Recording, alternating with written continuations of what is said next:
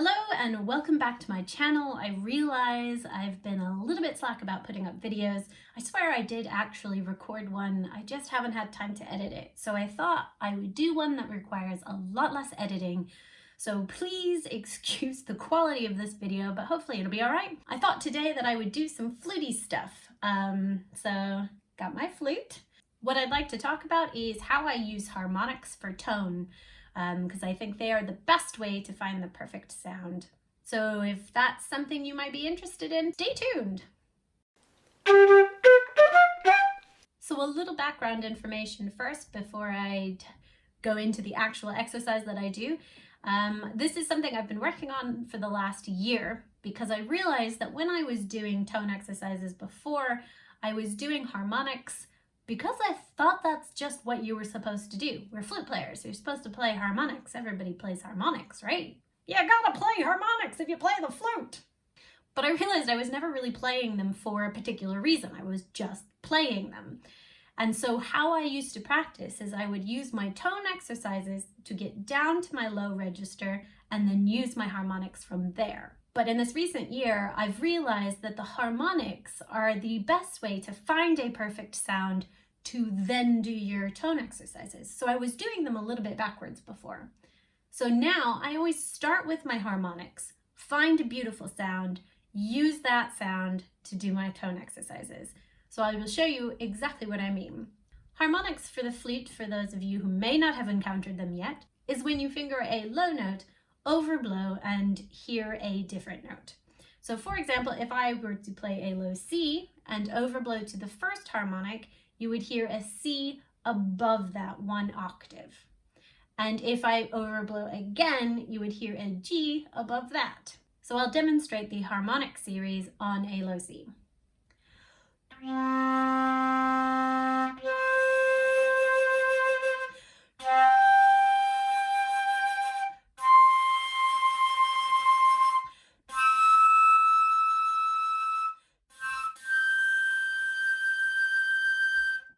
Now what I'm going to do is I'm going to use my first harmonic and I'm just going to sit on it until I find the most beautiful sound I possibly can.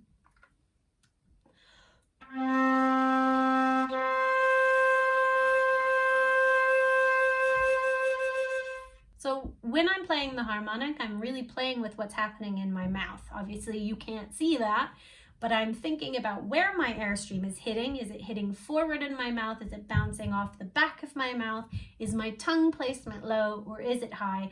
And I fiddle with these things until I find the exact shape or formation that works for that note. Once I find that perfect sound, I will then play the harmonic fingering and then the real fingering, trying to match that tone quality across both notes.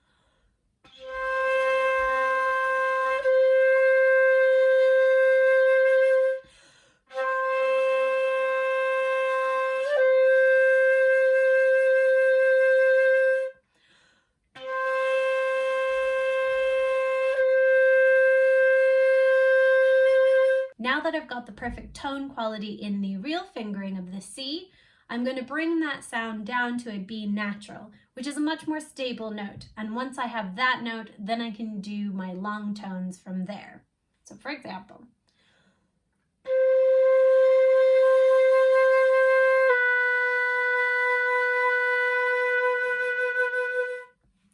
and now I've got a beautiful B to do my low note long tones.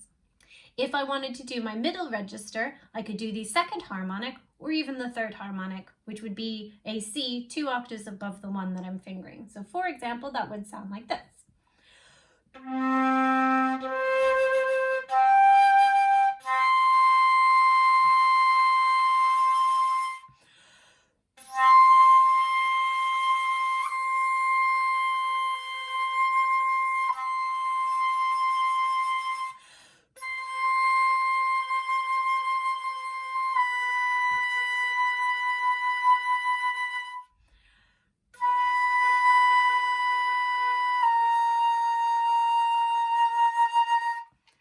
And so on. So I've hoped that's explained how I use harmonics now.